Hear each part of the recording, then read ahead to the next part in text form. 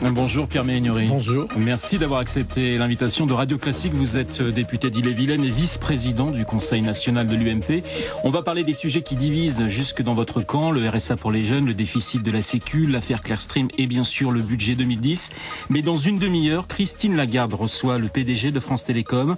Pierre Méhaignerie, est-ce que vous réclamez ce matin le départ de Didier Lombard ? Ce n'est pas à l'homme politique de réclamer le départ d'un chef d'entreprise. Pourtant, beaucoup de vos amis le réclament.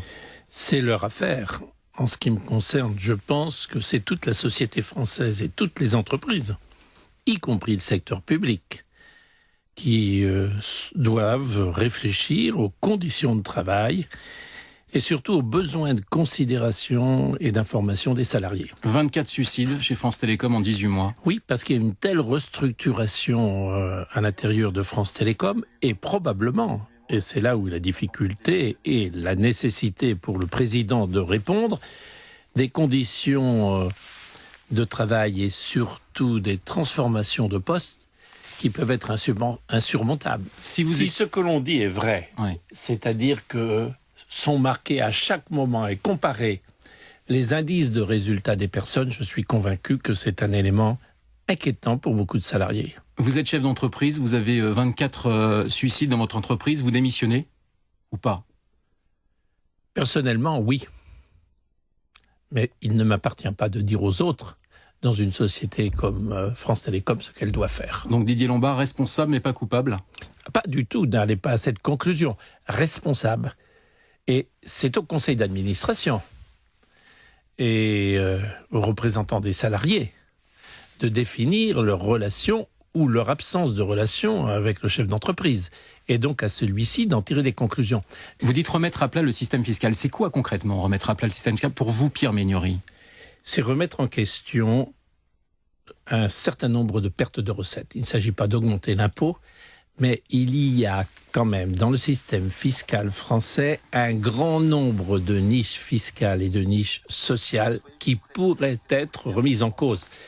C'est-à-dire, soyons précis, niche fiscale par exemple, on a eu une petite reculade là-dessus sur cette question. Qu'est-ce qu'il faut faire alors ? On y va, on n'y va pas ? On s'attaque on y va, mais y aller à un moment propice. Ouais. Y aller dans ce budget, c'était risquer de casser la reprise. Et nos voisins européens ont été dans la même situation, sauf l'Espagne. Par contre, moi, le premier semestre 2010, je souhaite que les commissions des finances et des affaires sociales travaillent sur une remise à plat de la fiscalité et une remise à plat de notre système social. Je dis simplement, et j'écoutais ce que disait le président des semaines sociales de France. Il disait, la France aujourd'hui a les dépenses sociales les plus élevées d'Europe, mais n'a pas les résultats à la mesure de ses dépenses. C'est cette recherche d'efficience qui doit être au cœur de l'année 2010. Une question un petit peu politique avec le procès Clearstream. Votre sentiment en tant qu'ancien ministre de la Justice. On est bien d'accord, un prévenu est innocent jusqu'à ce qu'il soit reconnu coupable, Pierre Méhaignerie. Je ne me trompe pas. Un ancien ministre de la Justice doit éviter de parler d'une affaire qui est actuellement traitée. Mais c'est tout de même, on présente ça comme des primaires à droite en disant finalement si Dominique de Villepin est blanchi, il est en course pour 2012. Quel est votre sentiment ? Moi, je ne crois pas à 2 ans près être capable de faire des pronostics de ce type.